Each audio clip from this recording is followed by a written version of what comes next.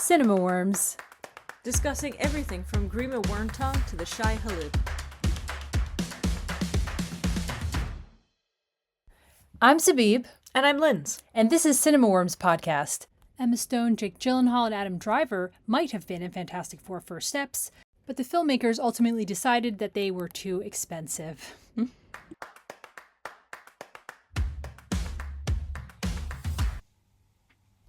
Today we'll be talking about Fantastic Four! Thank you for harmonizing. You're welcome. I'm always down to harmonize, babe.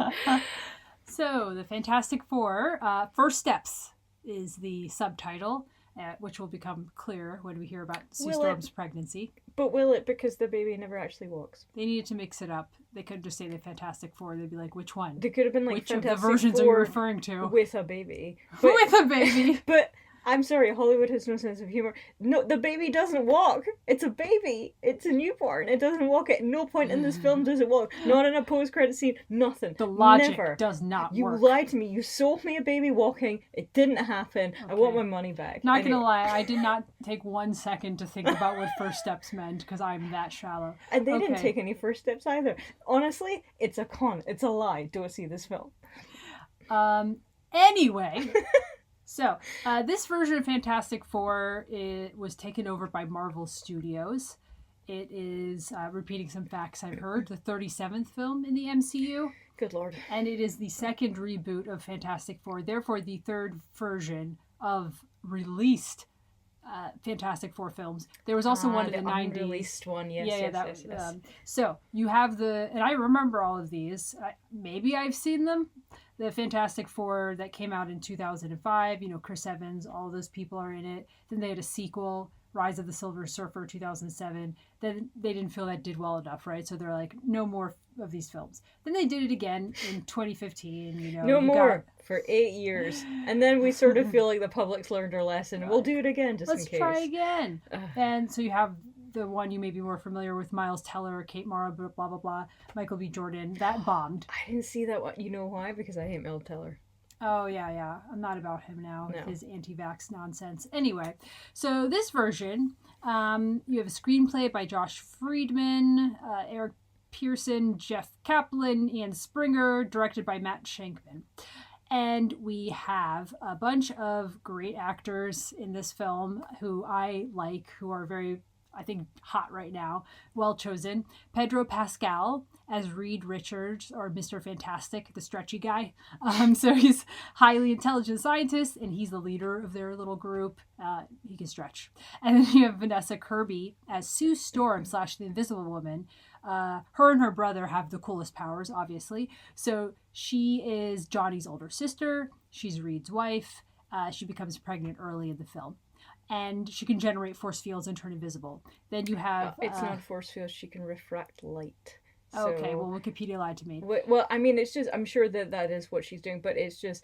You even see in the little cartoon... that they, tell you that she uses light. That's why it looks rainbow when she does her little thing. It's like shiny, Yeah, shimmery. I was like, look, she does rainbows in my head. Yeah, I suppose I suppose it could be a force field if you want to say invisibility is a force field, but anyway. The logic, we'll figure it out later. Or Evan never. Moss Backrack, I'm so sorry, man. I don't know how to say your name, but he's in The Bear, and he plays Ben Grimm, the Thing, the stony guy. So he's really strong. And then you have Joseph Quinn as Johnny Storm, or the Human Torch, and he's Sue's younger brother. He can fly and control fire, so he usually is the one who flies off and first addresses any problem, because he could just fly. And Everyone's like, go Johnny, do it. Go Johnny. He's go like take care the of that. golden retriever. They're like, go take care of it, Johnny. Sort it out. And he's like, Johnny, okay, yeah, Johnny yes, Johnny no. So real quick setup. This version of Fantastic Four is in this retro yet futuristic 1960s style world, which is basically the main appeal of this film is the vibes. The vibes are vibin'. And did you ever see the Jetsons, the cartoon? Probably, yeah. So it kind of felt like that. Yeah. It's like this futuristic meets the 70s kind of. Yes, exactly. And it's already been 4 years since they've gotten their powers. We skipped the origin story. They Sad. are, basically they're just being fabulous, having their powers, changing the world with science and Would diplomacy. you say they're being fantastic? Fantastic! And then a new threat emerges in the form of this Silver Surfer. It's this alien woman who's all silvery, naked vibes on a silver surfboard. She she floats down into Times Square and is like, your planet is marked for destruction. Seems like a rude way to greet anybody. Yeah. I'm like, okay, full on. And the planet-devouring cosmic being named Galactus is coming for Earth. So our heroes have to face this threat, and perhaps their incoming baby is relevant. It could also have been called, I venture forth, rather than Fantastic Four First Steps, it could also have been called Fantastic Four, the world's easiest trolley problem. Because... Oh, are we spoiling it? No, I'm not spoiling or anything. Okay. Because they don't know what I mean by that. But I'm just saying that's what it could have been called. There is something within the plot that actually lends quite an easy conclusion, but of course morally and ethically nobody wants to take it. Or maybe some people do and some people don't. So it kind of... I had a little bit of a problem with this film, and it's similar to the way that I felt about Superman. It is bland, it is inoffensive, it is extremely mild. It is the mashed potatoes of superhero films. The comedy in First Steps is so gentle, it barely exists. I was quite bored, to be honest, and not like the itchy kind of bored where you really, really want to be doing something else, but just the low-key kind of bored where you're watching it, but you're kind of thinking about other stuff and like groceries and like, oh, did I do this thing? And like, it was sort of fun. Like my brain was switched off, but not in a popcorny way, but it was just, and I agree, it's a good cast of actors. The problem was, I really liked them and other things that I have seen them in. They are good actors, but even they could not save this. It is just so tepid. It is so dilute, and has been diluted on purpose to appeal to a wide audience. But that means that it's not very funny, it's not very exciting, it is very predictable. It is just another superhero film. It is what it is. They've got to turn out one every sort of 6 months to a year. It is what it is. I loved the cinematography. I loved the shots. I loved the costumes. And as you say, like, the fashion is really on point. There's a couple of outfits Vanessa Kirby was in that we both kind of went, ooh, they were beautiful. And, the obviously the set design is gorgeous as well. The home of the Fantastic Four in this giant tower is this really kind of Jetsonian, nice kind of mesh of the 70s and things. When they work out, like, calculations, they're still using a chalkboard. When they decide to record something, instead of doing it on computers, they're doing it on vinyl, which is just like a nice little retro touch. So it felt like a futuristic retro vibe, which is nice. The actual plot, there's not a huge amount to it. I just don't... If you went with very low expectations, you'll probably have like a fun time, but it's just not very anything. It feels really creamy and mild. Yeah, so... I'm sorry for using the word creamy. It's disgusting. You're banned.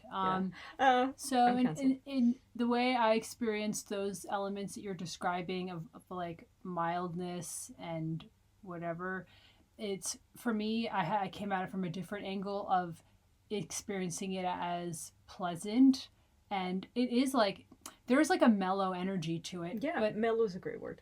Yeah. And I experienced it as charming and funny at times.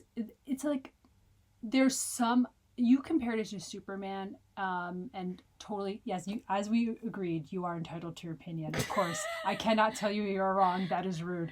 But you want to. I felt they were really different, but they did share this element of they're going for some classic vibe.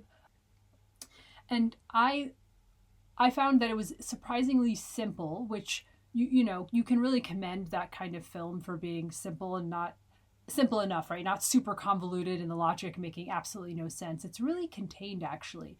They only interact with each other. They don't interact with anyone else. So you do get this familial vibe that helps you kind of almost feel an affection for those characters and their little strange world. It doesn't do much that's super innovative other than the 60s vibe, the retro futuristic charm of it. I don't need it to do anything necessarily completely original.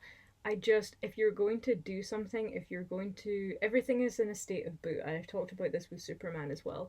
If you're going to reboot something endlessly, can you at least do something like that's kind of exciting with it? Like, there is a huge giant being that threatens to eat a planet. That is a terrifying thought. And even if you want to do this kind of classic, like, perhaps, like everything will triumph and everything will be fine because values and we love each other and family. I mean, there's still a way that we could believe that the danger is very real, and we could see that. It sort of feels like everything is always wrapped up neatly, very quickly.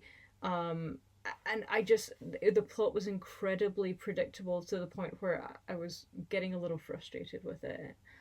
Yeah, it doesn't go deeper. Maybe it should have been more complicated, actually. Yeah. But it was a pleasant watch. Not more complicated, just more.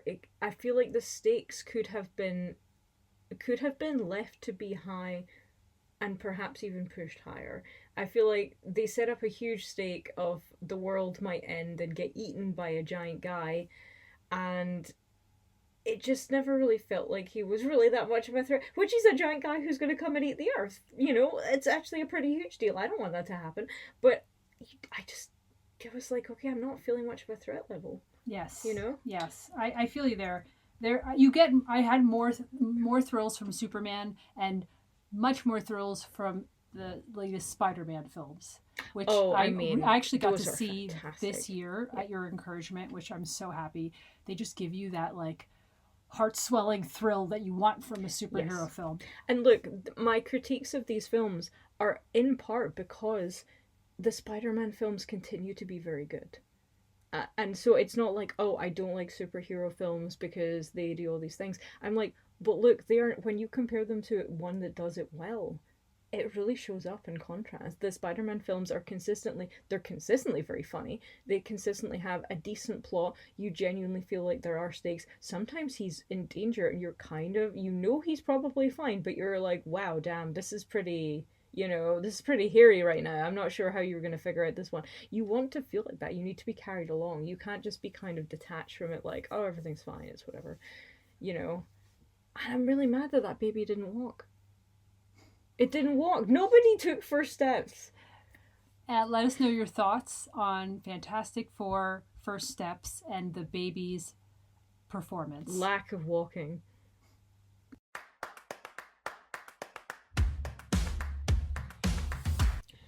Before I introduce this particular film, I want to say a little bit about horror and love. When people find out that I write myriad genres, including romance and horror, they're often surprised because the two may seem to be on the surface like complete opposites. I would argue that they are actually twins, or at least parallel genres. At heart, I have described horror as something where there should be nothing, or nothing where there should be something. Could we not say exactly the same about love? Now, Bring Her Back is a supernatural psychological horror film directed by twin Australian filmmakers Danny and Michael Philippou and written by Danny Philippou and Bill Heinzman. The Philippous also directed and wrote the 2023 horror Talk to Me, which was a smash hit, and this is their second big feature. Now, lots of fun facts coming up for you. They're really fun. I'll tell you that they're fun, so they will be fun. You may not know that the brothers crewed on 2014's The Babadook after cutting their teeth on horror comedy videos for their own YouTube channel. And while I do a little bit of research for every film, I don't often include personal details about the filmmaker's past history that don't actually pertain to the film, but I found something on the Wikipedia that was so insane that I had to include it here. Now, you haven't seen this, but I am going to make you read this out. You're seeing it for the first time. What does this say? Read it into the... Yeah. In December 2019, Michael was charged by South Australian police with numerous crimes related to a video uploaded on the 16th of January 2019, which depicted him driving a heavily modified and watertight car on public roads while completely submerged and breathing partially through a hole in the roof. What the heck? I was waiting for the joy of that absolute confusion coming in at the end there. Holy crap. I think he made his car watertight, he filled it with water, and then he like scubaed through a hole in the roof. I guess he wanted to drive while underwater, but the only thing underwater is him. Anyway, very creative people, clearly, looking for new ways to terrify themselves and us. Anyway, so in Bring Her Back to the movie, we meet Andy, played by Billy Barrett. Fun fact, he is the paternal grandson of Welsh singer Shakin' Stevens, which nobody of our generation will know. And Andy's younger stepsister Piper, played by 14-year-old Sora Wong, had only ever acted in a single school play before she auditioned for this role, which her mother saw on Facebook, which I think is really neat.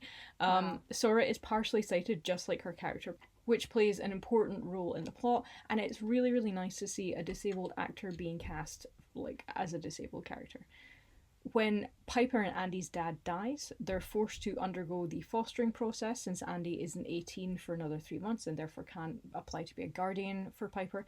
They land with Laura, played by Sally Hawkins, who has had a long career on stage and screen, but who you may recognise from being the mute cleaning lady in Guillermo del Toro's 2017 The Shape of Water, for which she received an Oscar nomination.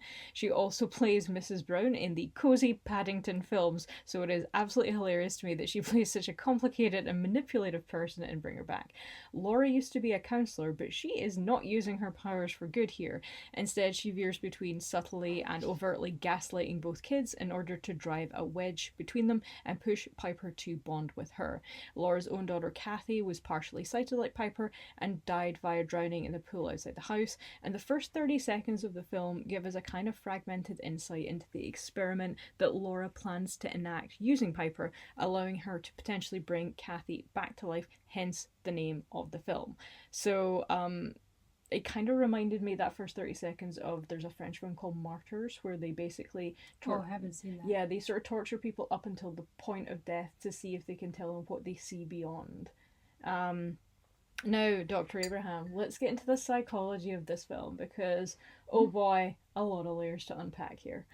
It's a lot about the unwillingness of this character played by Sally Hawkins to face loss. There's a brutality. I wrote this down and I was like, does this make sense? A brutality to her desperation. Oh, absolutely, yeah. So sure, we can be driven to the darkest places that we could not imagine when we lose someone, like particularly here a child.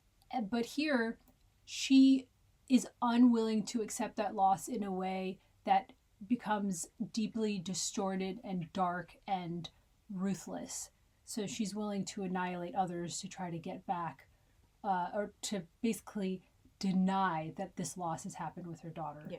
So she'll go to any violent ends. And the whole lot of the film is gaslighting, essentially. Really twisted, uncomfortable to watch gaslighting. In the truest meaning, not in the pop psychology sense.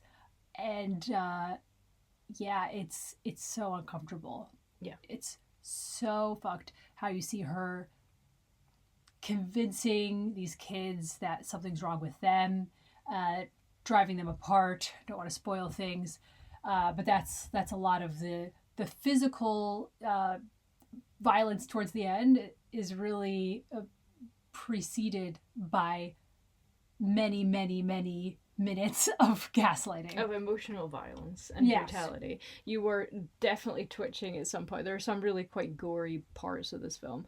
So with reference to a particularly gory part, a shout out to Jonah Wren Phillips, who plays Ollie, who's a mute child already living with Laura when Andy and Piper arrive, who really kind of the plot ends up sort of revolving around in a lot of ways. We were saying when we came out, like, that kid's gonna have a field day and be the hero of his class because he gets to do some really gory, weird stuff and like horrific. Yeah, horrific, and run around being covered in blood a lot of the time and just kind of look creepy. There is something, so harking back to what I said when we opened this episode, about the similarities between horror and love. the nothing and the something, the absence of a child whom Laura dearly loved, um, and the presence or potential presence of that child again are the things that drive her. It is the absence and the presence. It is the something and the nothing. And in many ways, Andy and Piper represent both of those things, the something and the nothing, in different ways for her. She treats them very differently. Sally Hawkins, who has been fantastic in other things, but is, for being like essentially a sort of skinny white woman, almost in her 50s, who kind of looks like if a bird was made into a human by a witch, who, a forest witch, manages to be like menace wrapped up in like an M&S cardigan in a really horrific way. Like, yeah. I found her, no matter what was going on in the film, there weren't really a lot of jump scares or anything, because it is this kind of, a lot of it is sort of slow creeping menace and occasional kind of gore, but to me, she was this, like, all of the actors did a great job, but she was so frightening. She was more frightening than anything that happened, more than any visual effects or any kind of jump scare or fright or whatever was going on. She was so just, she was intent on doing what she was doing, which kind of made the ending of the film feel not like a satisfying one for me. And I've seen some people online kind of agree with me there. There was kind of an obvious or a more obvious and more satisfying, in my opinion, ending that could have been done. And when there's a certain thing that happens about kind of 80% of the way through, I thought that that's where we were going, and it didn't go that way. And I don't think it would have been necessarily predictable, but the ending that we got didn't feel quite as narratively satisfying to me. But on the whole, a very good film. I think the trailer actually makes it look a lot scarier than it is, and I think it's, if you're looking for like straight out and out slasher, like heart eyes horror, this is not that film, but it's gonna scare you to your soul. I find it disturbing. Disturbing is a good word. Extremely disturbing. If you've seen any of you Ari Aster's Hereditary, they're completely different styles of film, but some common themes, and I had the same feeling leaving, like, oh my god, humans go to dark places. And yeah, I don't know what you thought of, just final points on there's this really rich but icky cinematography, like just in terms of the hue of things, the shadows, the muted tones, and the sound design. I just remember there's this beaded curtain that has this clearly fiddled with sound so that it's sharper and more grating to the ear. So the girl is like going into her new room through this beaded curtain, but it's discordant almost. Yeah, and I mean, I completely agree with the cinematography. Is like, it has a moody palette to it. It's quite muted. Good word. And yeah, I thought that was kind of, even, there's so much in this that you could pick apart, because we could probably talk for 10 minutes alone about the fact that when Laura puts Piper in her daughter Kathy's room, and it has this beaded curtain, and she kind of shoves Andy into this sort of storage room with a door that's like not even a door, and it doesn't even close. So Piper gets this, not a door, enabling Laura to have more access to her because there's less resistance in this kind of beaded entryway, but at the same time she's showing how much she sort of thinks of them both, and even in the choice of doorway. And I think it's little things like that where you kind of get to see where the filmmakers are really shining. I think in another film, in someone else's hands, for example, there's Andy and Piper, when they talk to each other, because of Piper's partial sightedness, Andy's often describing something that's going on or people, and they say grapefruit to each other at the end of things, and this is clearly a plea to confirm veracity, but nobody ever says that. Did you notice that? Yes, nobody ever. I noticed that as well, and I was really like, that's some great writing. Because you don't need to. You understand exactly why they're saying grapefruit. It's like their special code word for, are you telling me the truth? Will you confirm that you are? But nobody needs to actually say it. Good dialogue. You know, we don't Excellent. need to be told. We can see it happening. So worth watching if you're a horror fan and a psychological horror fan. Mm-hmm.